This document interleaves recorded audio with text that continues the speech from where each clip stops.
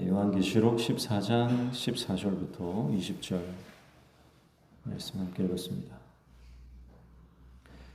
14만 4천 명이 하나님 앞에 그 영광스러운 찬송을 부르고 이제 마지막 하나님의 이 추수 심판과 구원의 때가 이제 시작이 됩니다. 14절에 먼저 보시면 또 내가 보니 흰 구름이 있고 구름 위에 인자와 같은 이가 앉으셨는데 그 머리에는 금 면류관이 있고 그 손에는 예리한 낫을 가졌더라. 이렇게 말씀하죠. 인자와 같은 이라고 할 때는 예수님을 가리킨다 이렇게 보시면 되겠습니다. 그런데 흰 구름 그리고 그 구름 위에 있다라고 하는 것은 예수님께서 구름을 타고 승천하신 그 모습이 생각납니다. 그래서 예수님께서 다시 올라가셨던 그대로 내가 다시 오리라 했는데 마지막 때에 이 구름 위에서 다시 내려오시는 예수님의 모습을 볼 수가 있습니다. 자, 그런데 머리에는 금 면류관이 있다 그랬어요. 금 면류관이라고 하는 것은 예수님의 왕권입니다. 예수님이 다스리신다. 예수님이 최고 통치자이시다. 예수님이 가장 높은 주권자이시다. 그리고 이 면류관을 썼다라고 하는 것은 승리자이다 말하는 것. 그래서 14만 4천의 이 찬양이 울려 퍼지기 전까지 3년 반과 3년 반, 전 3년 반과 후 3년 반 합쳐서 7년의 대환란의 때가 있었고요.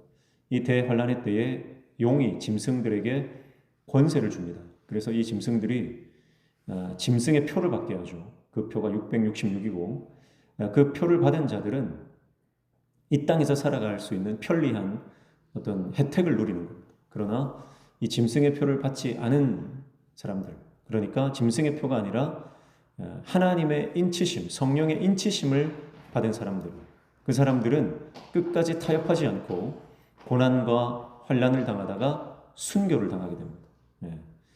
그래서 이 14만 4천 명이라고 하는 숫자는요, 결국은 믿음으로 살다가 간 하나님의 사람들, 예수님 때문에 순교를 당한 사람들, 세상과 타협하지 않고 하나님의 말씀대로 버텨나갔던 믿음의 사람들을 말한다고 볼 수 있고, 그리고 이 14만 4천은 허다한 많은 무리라고 표현할 수 있다 이렇게 말씀을 드렸죠. 그러니까 결국은 아무리 악의 세력이 강해 보이고 세상의 권력이 아무리 위대해 보여도 궁극적으로 최종 승리하시는 분은 예수님이다. 그래서 이 땅에 우리를 핍박으로 몰아넣고 환난 가운데 빠지게 하는 거대한 세력들이 아무리 두렵다 할지라도 우리는 그들은 일시적인 언젠가는 끝나고 말 권세일 뿐이다. 그래서 그들이 아무리 발버둥치고 부활을 흉내내고 예수님을 흉내내고 하늘의 권세를 흉내낸다 할지라도 그들은 하나님의 완전함에 이르지 못한다. 666일 뿐이다. 그래서 마지막 최후의 승리자가 예수님이십니다. 그래서 그 승리와 통치, 왕권을 상징하는 금면류관을 쓰고 계시고요. 자, 그런데 그 주님이 그 손에 뭘 들고 있습니까? 예리한 낫을 가지고 있다. 그렇게 말씀하고 있습니다. 자, 이 예리한 낫이라고 하는 것은 추수를 의미하는 것이죠. 그래서 예리하다라고 하는 것은 추수하지 못할 것이 없다. 그래서 정확하게 심판하신다. 정확하게 추수하신다. 그런 의미가 있고요. 그래서 예수님께서 추수의 권세, 마지막 심판주로서 이 땅에 오신다. 그렇게 말씀을 하고 있는 것입니다. 그래서 15절 보시면 또 다른 천사가 성전으로부터 나와 구름 위에 앉은 이를 향하여 큰 음성으로 외쳐 이르되 당신의 낫을 휘둘러 거두소서 땅의 곡식이 다 익어 거둘 때가 이르렀음이니이다 하니 그렇게 말하고 있어요. 자, 이 천사는요 이 땅에 임박한 심판을 알리며 열방에 있는 모든 백성들에게 회개를 촉구했던 그 천사입니다. 근데 이제 그 천사가 이 땅을 보니까 이제 때가 됐다는 거죠. 그래서 이제 모든 때가 맞춰졌습니다. 심판의 때가 왔습니다. 그것을 예수님께 보고하고 있습니다. 그랬더니 16절에 보시면 구름 위에 앉으신 이가 낯을 땅에 휘두르매 땅의 곡식이 거두어지니라 그렇게 말씀하고 있어요. 그래서 땅의 곡식을 예수님께서 친히 거두십니다. 예수님께서 친히 이 곡식을 거두셨다라고 하는 것은 우리가 복음서에도 나오지만 추수해서 곡간에 드리는 것, 이건 구원을 상징하는 것이죠. 그러니까 예수님께서 친히 낫을 휘둘러서 땅에 있는 곡식을 거두시는 이 추수의 장면은 바로 최종 구원의 사건이다 이렇게 보시면 되겠습니다. 자, 땅의 곡식, 이것은 열매를 말하는 거죠. 그러니까 여러분 우리가 마지막 때에 열매를 맺는 인생을 살아야 된다. 내 삶에 열매가 없다 그러면 쭉정이다. 그러면 우리는 이 곡간에 들어가지 못합니다. 쭉정이는 다 불살라 버리는 것입니다. 여러분 오늘 저와 여러분이 열매 맺는 하나님의 종 되시길 축복합니다. 새벽에도 말씀드렸지만 여러분 하나님께 의롭다고 인정받는 자는 율법을 듣는 자가 아니고 율법을 행하는 자다 그랬습니다. 행한다라고 하는 것은 열매가 있다는 거예요. 하나님께서 기뻐하시는 삶의 열매, 성령의 열매가 있다는 겁니다. 사랑과 희락과 화평과 오래 참음과 자비와 양성과 충성과 온유와 절제의 열매들이 우리 삶에 나타날 때 그 열매들을 통해서 성령의 열매들이 우리를 복음 증거의 도구로 쓰시고 하나님 나라 확장의 도구로 쓰시는 것입니다. 우리 안에 눈을 씻고 봐도 아무런 성령의 열매가 맺지 않는다. 그러면 성령님이 내 안에 역사하지 않는다는 것이고 성령님이 내 안에 안 계시다라고 하는 것은 내 안에 믿음이 없다는 것이고 내가 믿음이 없다는 하는 것은 내가 아무리 교회를 다녀도 예수님을 믿지 않는다. 그런 말이 되는 겁니다. 그래서 오늘 저와 여러분이 진짜 예수님을 믿으면 성령이 우리 안에 내주하시고 성령이 우리 안에 내주하시면 반드시 성령의 열매가 나타나고 성령의 열매를 그 안에 능력으로 나타내는 사람들은 바로 듀나미스, 그래서 이 권능을 가지고 살아갑니다. 그래서 폭발적인 다이너마이트와 같은 폭발적인 능력, 다이나믹한 그 역동적인 능력, 그것이 우리 삶의 행동, 행위의 결과들로 열매들로 나타난다. 그 사건들이 바로 사도행전의 사건이죠. 우리가 이제 사도행전 오늘부터 보기 시작했는데, 사랑하는 성도 여러분, 오늘 저와 여러분이 예수님께서 우리를 친히 구원의 주수로 우리를 다 거두어드리는 열매 맺는 인생 되시기를 축복합니다. 그래서 만약에 내 안에 열매가 없다 그러면 우리가 정말 가슴을 치고 애통하고 정말 회개해야 합니다. 내 안에 열매가 없다면. 그래서 우리가 열매를 맺을 때 땅의 곡식이 되어야 된다는 거죠. 자, 그러나 땅의 곡식이 아니라 이제 심판의 대상이 있습니다. 심판의 대상은 17절부터죠. 17절에 보시면 또 다른 천사가 하늘에 있는 성전에서 나오는데 역시 예리한 낫을 가졌더라 했어요.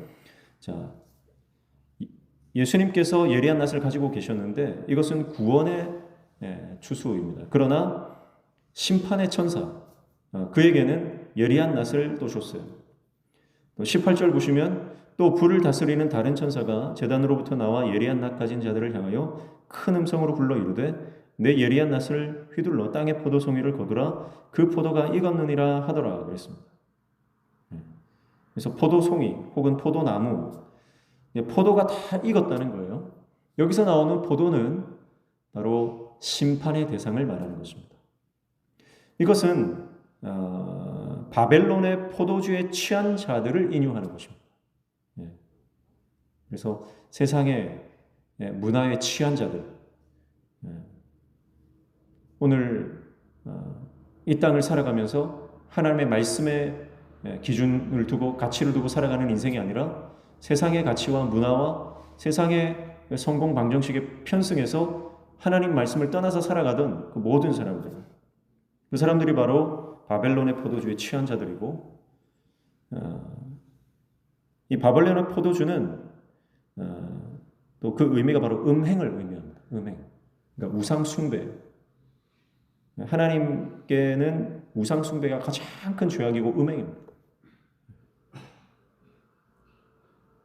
자, 그래서 19절 보면 천사가 낫을 휘둘러 땅에 포도를 거두어 하나님의 진노의 큰 포도주 틀에 던짐에 그랬습니다. 그래서 이 천사가 이 모든 포도나무를 다 베어서 포도주 틀에 던졌다라고 하는 것입니다. 이 포도주 틀이라고 하는 것은 이제 심판받는 심판대를 의미하죠. 그래서 어린 양 예수 그리스도의 보혈로 덮임받지 않은 자들, 예수의 피가 그 안에 없는 자들, 십자가가 없는 자들은 이 심판대에서 그의 모든 죄들이 낱낱이 드러날 것입니다. 이스라엘 백성들이 출애굽할 때 그 문지방, 문설주와 좌우 임방에 양의 피를 바르는 거죠. 양의 피를 바르면 심판이 넘어가는 것입니다. 그러나 믿음이 없어서 그 피를 바르지 않으면 죽음의 사자가 그 집안을 심판하는 것이죠. 그래서 예수님을 믿는 믿음이 없는 사람들은 마지막 때에 이 심판의 이 포도주 틀에서 하나님께 심판을 당하게 됩니다. 여러분, 이것은 그 집 안에 어떤 사람이 들어있든 상관없는 거죠. 6월절 어린 양의 피를 보고 죽음의 사자가 넘어가는 것입니다. 그 안에, 그 집안에 어떤 부류의 사람들이 들어있든지 상관이 없어요. 종이든, 귀족이든, 이집트 사람이든, 여러분, 애굽 사람들도 그 말을 믿었던 사람은 피를 발랐을 것 아닙니까? 그러니까 그 안에 있는 사람이 범죄자든 어떤 죄를 지었든 상관이 없어요. 피를 바르면 넘어가는 것입니다. 여러분, 이게 믿음이에요. 내가 어떠한 삶을 살았든, 내가 어떤 모습으로 하나님 앞에 나와왔든, 내가 예수님을 믿는 그 순간 그 믿음으로 우리를 의롭다 여겨주시는 거예요. 내가 의로워지는 게 아니고, 내가 의로운 존재로 변화되는 것이 아니라 하나님께서 나를 볼 때 여전히 죄인이지만 죄 없다 여겨주시는 거예요. 그러나 가장 중요하고 가장 핵심이고 가장 결정적인 것 한 가지, 믿음. 이게 없으면 반드시 심판받는다라고 하는 것입니다. 그래서 20절 보면 성 밖에서 그 틀이 밟히니 틀에서 피가 나서 말 굴레까지 닿았고 1600스타디온에 퍼졌더라, 그렇게 말씀하죠. 그래서 성 밖에서 심판을 받습니다. 이 성이라고 하는 것은 이제 예루살렘 성을 이제 인유한다고 볼 수 있죠. 성 안에 있는 자와 성 밖에 있는 자가 다르다. 그래서 이 성이라고 하는 것은 하나님의 나라를 상징하는 것입니다. 그래서 우리가 하나님 나라에 들어가지 못하는 자들은 바로 이 바벨론의 포도주에 취해, 세상에 취해 예수 그리스도를 버리고 이 세상을 취했던 사람들. 그래서 자신의 그 짐승의 표를 수용하고 그 짐승의 표를 받았던 사람들은 다 여기에 성 밖에서 심판을 받게 되는 것입니다. 그래서 어린 양의 생명책에 기록된 사람들은 성 안으로 들어가게 될 것입니다. 그러나 예수를 거절한 인생은 성 밖에서 심판을 당하게 되는 것입니다.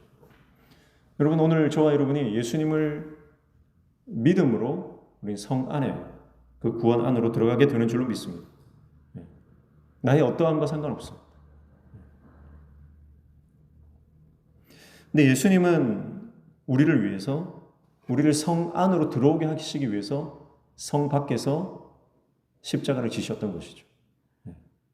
사실 우리는 성 안으로 들어갈 자격이 없는 자들. 그러나 예수님께서 성 밖에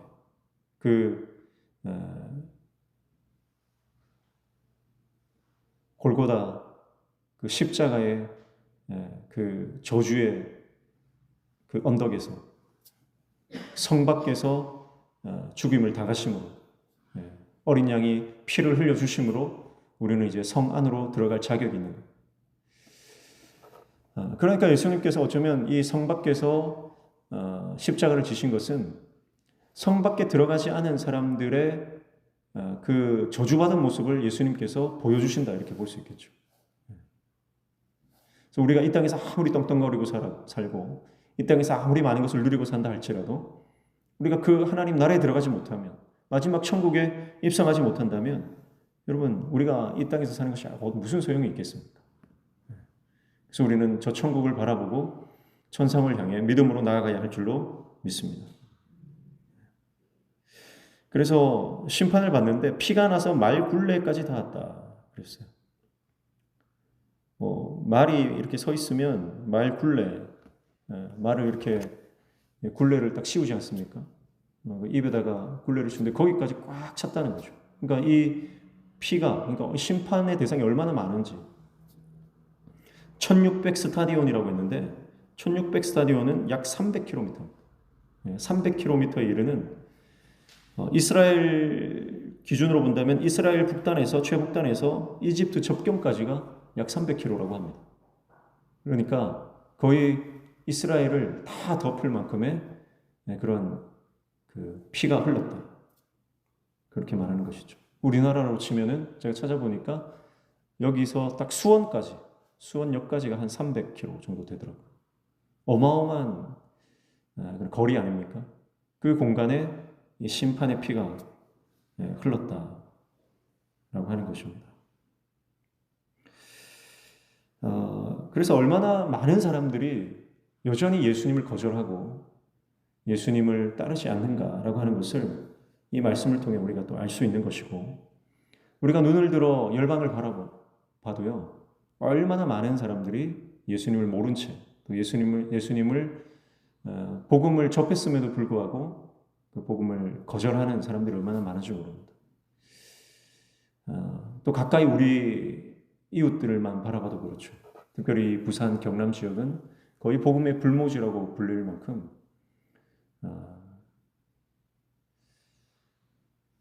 특별히 다음 세대는 어떻습니까? 다음 세대는 한 반에 우리 아이들이 학교를 다니는데 그 한 반에 한 명 예수 믿는 아이들을 찾아보기 힘든 그런 시대에 우리가 살고 있습니다. 그렇기 때문에 우리가 이 복음을 전하는 이 사명에 우리가 목숨을 걸고 하나님의 복음을 전해야 할 줄로 믿습니다. 자, 심판과 구원은 동전의 양면과 같습니다. 하나님의 때, 예수 그리스도가 이 땅에 오시는 그 재림의 때는 누군가에게는 구원의 때, 영광스러운 그날입니다. 그러나 누군가에게는 심판의 때, 크고 두려운 날입니다. 그 날이 다른 날이 아니라는 거죠. 마치 우리나라가 광복되었을 때 우리 민족에게는 그 8월 15일이라고 하는 그 날이, 그 시점이 너무나 기쁨과 감격의 순간이고 그 날은 영원한 영광스러운 날입니다. 그러나 같은 공간에 있었던 일본인들에게는 거의 죽음과도 같은, 사형 선고와도 같은 날이 되는 것이죠. 그와 같이 예수님이 이 땅에 우리 반드시 재림하실 것입니다. 그러나 예수님이 재림하셨을 때 우리는 심판의 자리로 나아가느냐 아니면 구원의 자리로 나아가느냐, 예수님께서 친히 우리를 추수하시고 우리를 구원하시고 곳간에 들으시는 그 구원의 반열에 14만 4천 명의 그 무수한 하나님의 사람들, 거기에 포함되느냐, 아니면 여전히 세상에게 빠져 살다가 세상 바벨론 포도주에 취해서 흥청망청 예수님 없이 내 힘으로 살 것으로 착각하고 살아가다가 그 심판의 날을 맞닥뜨렸을 때에 두려움과 공포가 우리를 장악하게 될 것인가는 결국은 오늘이 결정하는 것입니다. 우리가 오늘을 어떻게 사느냐에 의해서 내일이 결정됩니다. 오늘 우리가 믿음으로 살면 반드시 내일 주님을 만날 것입니다. 오늘 우리가 믿음의 선택을 하면 반드시 내일 그 믿음의 선택에 대한 열매를 먹게 될 것입니다. 그래서 하나님의 크고 두려운 날이 임하기 전에 우리는 회개하고 주님 앞에 그 회개에 합당한 열매를 맺어야 하는 줄로 믿습니다. 이것은 내 힘으로 되는 것 아닙니다. 오직 성령께서 우리 가운데 임재하셔서 성령께서 우리에게 권능을 주시면 그 성령의 능력으로 말미암아 우리는 열매를 맺고 그리고 주님께서 기뻐하시는 사명을 감당하게 되는 줄로 믿습니다. 그러므로 예수님께서 이 땅에 다시 오시는 그날을 우리가 기쁨으로 기다리기 위해서는 오늘 우리가 바른 말씀, 위에 서 있어야 한다는 것이죠. 그래서 오늘 우리가 하나님의 말씀 위에 서 있고 성령으로 충만하여 주님이 다시 오실 그날을 간절히 사모하며 기다릴 수 있는 저와 여러분 되시기를 축복합니다. 예수님의 재림과 나와 상관없는 삶처럼 사시면 안 됩니다. 예수님이 이 땅에 다시 오실 것에 대한 기대를 품고 사셔야 됩니다. 그래서 오늘 당장 주님께서 오신다 하더라도 내가 그 주님을 맞이할 준비를 하고 있어야 됩니다. 그래서 기름을 준비한 5 처녀만 혼인잔치 안으로, 성 안으로 들어가는 것입니다. 그러나 기름을 준비하지 않은 미련한 처녀는 문 밖에서 슬피 울며 이를 갈게 되는 것이죠. 오늘 저와 여러분이 성령으로 충만하여 나의 마지막 때, 곧 주님이 다시 오시는 그때를 기다리는 저와 여러분 되시기를 축복합니다. 자, 이 믿음이 완성되면요, 주님이 다시 오실 것에 대한 기대와 소망으로 우리의 심령이 채워지면 죽음에 대한 해석이 달라집니다. 그래서 죽음은 믿음의 완성입니다. 죽음은 믿음의 완성이에요. 우리가 지난 주일에도 살펴봤지만 요한계시록 14장 13절 말씀에 보면 이렇게 말씀하시잖아요. 또 내가 들으니 하늘에서 음성이 나서 이르되 기록하라. 지금 이후로 주 안에서 죽는 자들은 복이 있도다 하시매 성령이 이르되 그러하다. 그들이 수고를 그치고 쉬리니 이는 그들의 행한 일이 따름이라 하시더라. 그렇게 말씀합니다. 주님께서 우리에게 약속해 주시는 것은요, 내가 너희의 죽음을 피하게 해줄게, 내가 너희의 고난을 좀 제거해 줄게가 아닙니다. 주 안에서 죽으라는 거예요. 주 안에서 죽는 것이 복되다, 그렇게 말씀하십니다. 왜냐하면 믿음의 시각에서 봤을 때 죽음이라고 하는 것은 믿음의 완성이고 우리의 신앙을 증명하는 최종 관문이기 때문에 그렇습니다. 그래서 죽음을 두려워하지 마십시오. 오히려 나의 죽음으로 나의 믿음을 마지막 내가 증명한다, 그렇게 생각하고 살아가야 하는 것입니다. 결국 죽음이 복이 되는 인생, 내 안에 예수로 충만하고 성령님께서 내 안에 권능으로 역사하실 때 죽음조차 복이 되는 인생으로 우리의 죽음을 통해 예수 그리스도의 복음과 하나님 나라를 증명하는 인생으로 마지막까지 쓰임받게 될 줄로 믿습니다. 그래서 죽음을 두려워하지 않는 자가 무슨 고난을 두려워하겠습니까? 죽음을 두려워하지 않는 자가 무슨 내 안에 무슨 좀 병이 있다고 두려워하겠습니까? 여러분, 우리가 신앙은 죽음을 초월하는 것. 신앙은 죽음조차 넘어섭니다. 그래서 악한 영들이 죽음에 대한 공포로 우리를 공격해도 끄떡하지 않아요. 그러나 내 안에 예수가 없고 내 안에 성령의 권능을 경험하지 못하는 인생은요, 죽음 앞에 벌벌 떱니다. 죽음 앞에 사시나무 떨듯이 벌벌벌 떱니다. 죽음이 내 코앞에 왔다는 그 인식을 하는 순간 머리부터 발끝까지 그 진동이 멈추질 않아요. 죽음 앞에서는 딱 2가지로 나눠집니다. 죽음 앞에서도 하늘의 평강을 누리며 영안이 열려서 하늘 문이 열린 것을 보는 것입니다. 그때의 그 감격과 기쁨은요, 죽음이라고 하는, 죽음을 통해서 새로운 내가 영적 세계로 들어가는 것에 대한 그 미지의 세계에 대한 두려움보다 하나님 나라에 대한 확신이 더 크기 때문에 그 안에는 감사와 기쁨과 평안이 넘칠 수밖에 없는 것입니다. 그러나 여전히 영안이 닫혀있고 세상 바벨론 포도주에 취해 있는 사람들은 이제 내가 더 이상 이 세상락을 누리지 못하는 것과 그리고 내가 이제 영원한 심판으로 나아가게 될 수밖에 없다는 그 영원한 어두움 앞에서 그는 두려움 가운데 사로잡히고 말게 되는 것입니다. 사랑하는 성도 여러분, 죽음이 우리의 믿음의 완성임을 믿고 이 땅을 담대히 살아가는 저와 여러분 되시기를 축복합니다. 짐승의 표를 받고 이 땅에서 잘 살다가 심판받느냐, 아니면 하나님의 인치심을 받고 믿음으로 살다가 구원받느냐. 여러분, 이 선택을 요한계시록은 우리에게 선택하라고 말씀합니다. 성령의 인치심을 받고 믿음으로 사는 것은 고단한 일입니다. 많은 손해를 겪어야 하는 일입니다. 희생하고 섬기고 십자가를 지고 가야 하는 길입니다. 때로는 아프고, 때로는 힘들고, 때로는 육신적인 평안은 없을 수 있습니다. 그러나 인생이 줄 수 없는 놀라운 하늘의 위로와 평강을 날마다 경험하게 될 거예요. 여러분, 이것이 어떤 사람이 주는 평강과 어떤 환경이나 조건이 주는 평강보다 여러분 놀라운 평강을 주시는 것입니다. 세상이 주는 평강은요, 일시적인 거예요. 여러분, 만약에 로또 복권에 걸렸다. 그래도요, 그 기쁨이 영원히 가지 않습니다. 며칠, 몇 주, 몇 달은 기쁠 수 있겠죠. 그러나 여러분, 세상에 많은 사람들 보십시오. 수백억, 수천억을 가진 사람들도 거기에 만족 못합니다.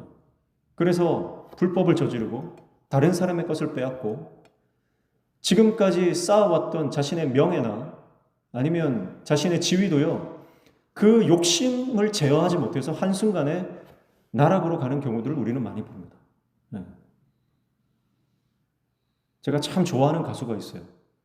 이 가수는 정말 꾀꼬리 같은 목소리를 가졌습니다.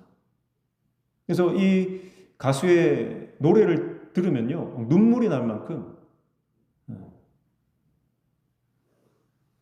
그런데 가진 것도 많고 사회적으로도 인정받고 참 존경받는 가수인데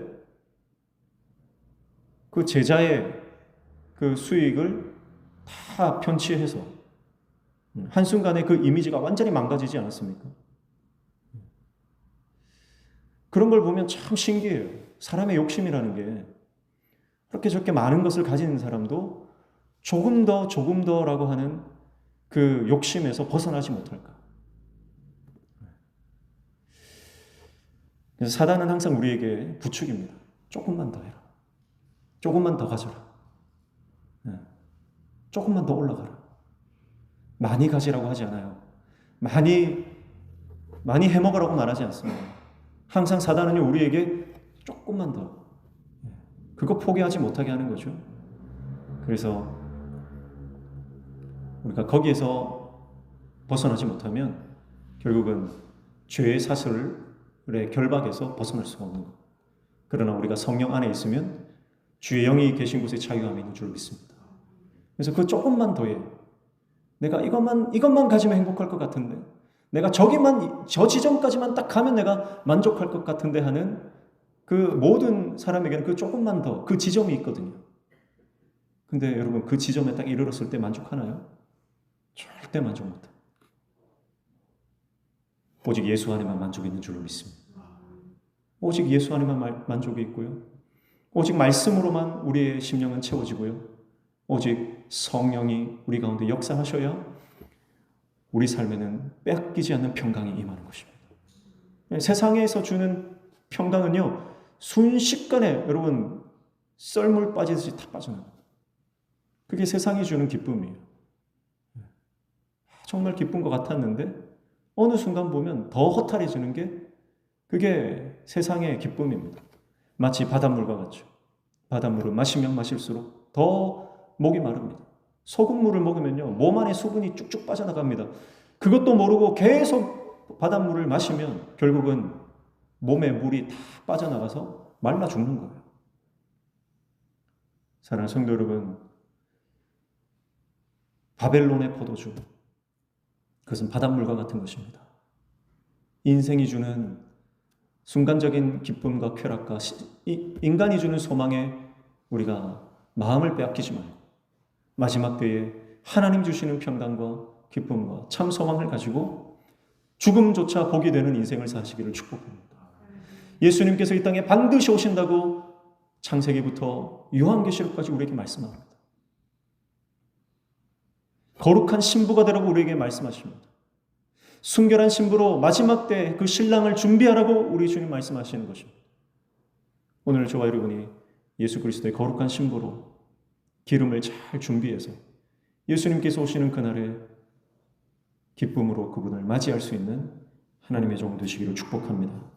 인생의 고난과 여러 가지 역경들, 심지어는 죽음까지도 그것이 우리의 믿음을 증명하는 믿음의 완성, 마침표인 것으로 알고 마지막 때에 믿음으로 승리하고 세상이 끊임없이 짐승의 표를 받으라고 유혹할 때에 그 짐승의 표를 거절하고 오직 성령의 인치심, 하나님께서 자기 백성에게 주시는 그 인치시는 그 인을 사모함으로 성령의 사람 되어 이 땅에서 승리하는 구원의 반열에서 함께 하나님을 찬양하는 14만 4천 그 무수한 무리에 저와 여러분이 포함되시기를 주님의 이름으로 축복합니다.